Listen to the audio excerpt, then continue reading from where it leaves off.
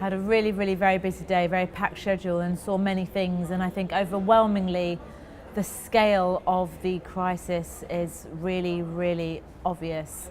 And the emotions I take from today are sadness, extreme sadness, but also anger.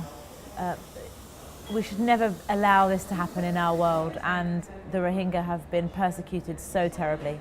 So the difficulties are, some of them are injured from having to make very difficult journeys.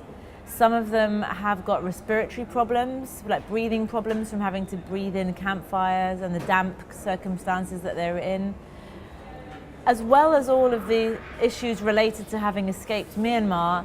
That everyday things still happen. People still have heart attacks. There are still complications in birth. So I think what we have is a unique situation where you have chronic disease, but also fresh issues related to their living conditions. You have so many orphan children, so many unaccompanied young girls and boys. They are at risk of exploitation. We need to make sure that they're protected, but we also need to make sure that all the psychosocial trauma of what people have lived through is addressed, and it's going to be a very, very long healing process. I think the Bangladeshi government have been amazing actually in opening up their borders and taking in this many people. It's not easy for any country with an already stressed economy, with 22% of people living below the poverty line, to open up their borders and their hearts in the way that Bangladesh have.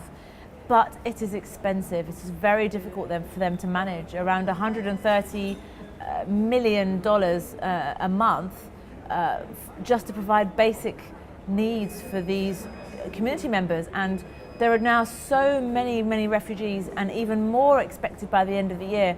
Bangladesh needs extra support. They've done a fantastic job of opening up their borders, but it's going to create difficulties within the communities. Bangladeshi people that are living here, their food prices need not to go up. They need to make sure that they have adequate housing. And I'm concerned that unless the international community steps up and supports Bangladesh, Bangladesh can't continue to do the fantastic work it's already doing. So the work I've seen, for example, Christian Aid, they are doing fantastic work, and Med Global, who I was in the clinic with today, they are doing fantastic work, as are so many other NGOs. But their resources are limited, and they have issues with access. They need to be allowed to get their goods in, they need to be allowed to get humanitarian supplies into the camps, and this is something that I think needs to be worked out. And their role on the ground is to serve the community, but also to do advocacy work around the globe to ensure that people are aware of the plight and keep donating. Humanity does not have borders, and I think the response needs to be twofold. Firstly, the international community need to support Bangladesh in supporting the Rohingyas, but also the international community need to call out Myanmar. They need to say to Aung San Suu Kyi, come on now, sort this out. It cannot be allowed to continue. I really want the global community to come together and call for an independent inquiry into what is happening in Myanmar, in the Rakhine province. I want global leaders to make a commitment to stopping this torture, this rape, this murder of the Rohingya people. But sadly, I'm not sure it's going to happen. And I'm hopeful that it will, but I'll be watching very closely. I think it's a responsibility of the Rohingya diaspora living around the world to take charge of this, but also it's the role of politicians like myself to come and find out the truth and to spread the message. But it's very difficult because the Rohingya people that are here, they are poor, they are without. It's very difficult to have a voice when that is your life. So they're very, very reliant on other people sending out their messages. I mean, I met an imam today who told me some of the most devastating things I've heard in my life.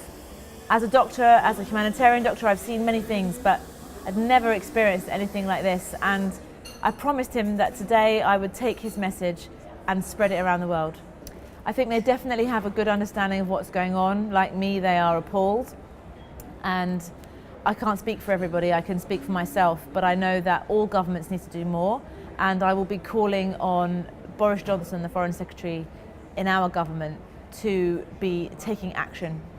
Well, I know the UK government Department for International Development already commits a lot of money to Bangladesh, and I'm sure it will continue to do so.